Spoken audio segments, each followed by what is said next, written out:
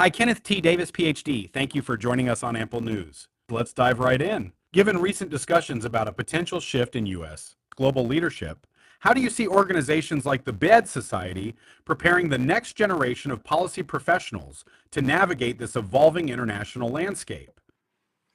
Yeah, it's pronounced the BIED Society. But look, the change in U.S. leadership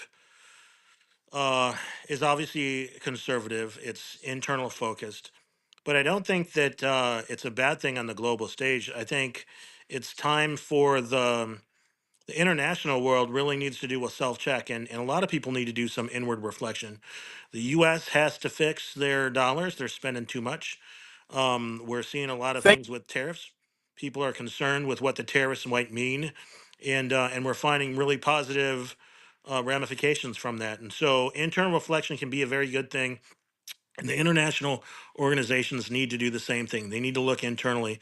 A lot of the international organizations have lost credibility, and they're going to continue to do so if they don't look within and take some internal inventory of why they're needed and what people need from them. Thank you for that perspective, Dr. Davis. What specific skills do you think the next generation of policy professionals will need most to address these internal and external challenges? So I spent a lot of time on the policy world. I think that policy professionals tend to be mid-career and beyond. And it usually takes younger students, younger professionals, some time to decide which lane they're going to be in and kind of grow roots. And then they start realizing how policy impacts their lane. And so it tends to be a mid-career activity or higher.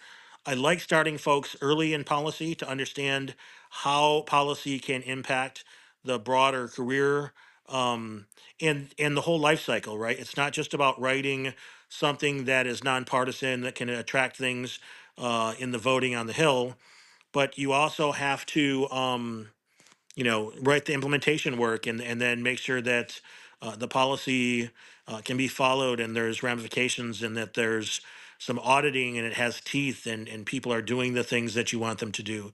And so, policy is a continued life cycle. It's not just starting it, but implementing it up, setting up properly, and make sure that it has the right mechanisms to get the behavior that you're looking for. And so, if you start them early, when they finally do get mid-career, they've been thinking about policy for a long time, and you'll find that the policy folks that come out of BIED Society have a lot of insights when they get to the point where they're really focused on policy because they were planted and understood policy well from the get-go of their career.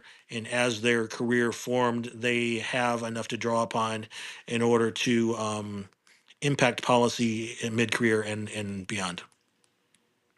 That's a great point about starting early. What perspectives or mindsets do you think are most important for these future policy leaders to develop, especially as they face a rapidly changing global environment? I think that ethics is going to be a really strong dominant in the future. I think that with things like, when we grew up, we had channels 2, 4, and 7, NBC, ABC, and CBS, and they all covered the president when the president spoke, and they did so at a legitimate time, after dinner, before bedtime. And then the next day, everyone would be talking about what the president said and what the priorities were.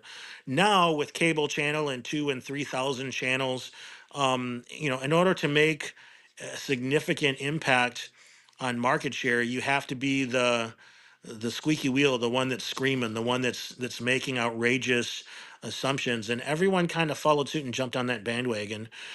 Two, the next big thing is that reporting right now is who gets the word out first, and everybody has a phone and everyone has a recording device, and they're high quality recorders, and these iPhones can do all sorts of things, and so just because you get something and you report it first doesn't mean that it's right, doesn't mean that it's complete, doesn't mean, reporters have lost all skills on how to report and how to do research and how the scientific method works.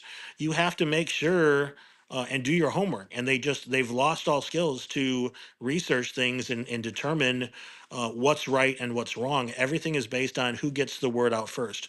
And so I think going forward with AI and all these other items that can leverage and be great tools, you're going to have to be able to use those. But I think ethics is going to be at the heart of it. Are you saying truthful things? Are you trying to find things that matter, or are you trying to say things quick and haphazardly throwing the information up there? Your reputation is gonna depict. And right now, most of media's reputation is scorned, and rightfully so. They haven't done their work. As a career, they have really sabotaged themselves. And so, getting back to an ethic-based premise, I've always said that democracy requires an educated populace.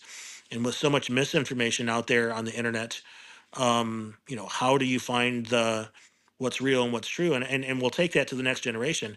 There's so much stuff going on in what's at the grocery store. I want to eat healthy, but I honestly don't know what's healthy because everything's lying to you. All the marketing is false, and they just change the names of things so you can't find high fructose corn syrup and this kind of stuff.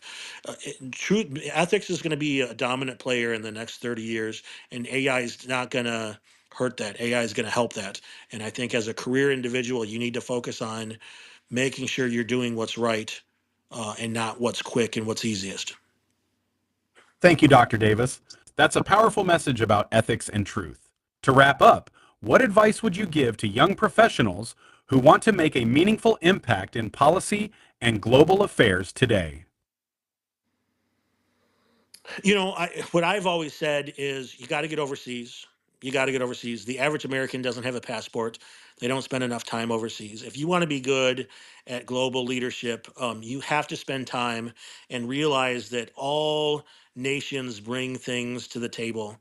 You Thank you. can't negotiate with people that you're not talking to. You can't have our idea is better than your idea. You have to interact with countries you don't like. You have to interact with people you don't like. You have to learn from others across from the table. The global ethos is not going to come from one country. It's going to come from all countries. And so the best thing that you can do as a young career is to get overseas and go to as many countries as you can and work and grow where you're planted and learn as much as you can from the different countries. That's what's going to make tomorrow's leaders great. Dr. Davis, thank you for sharing your insights on the importance of ethics, global experience, and lifelong learning in policy leadership. Your advice offers a clear path for young professionals aiming to make a real difference. We appreciate your time and expertise today. Thanks again for joining us on Ample News.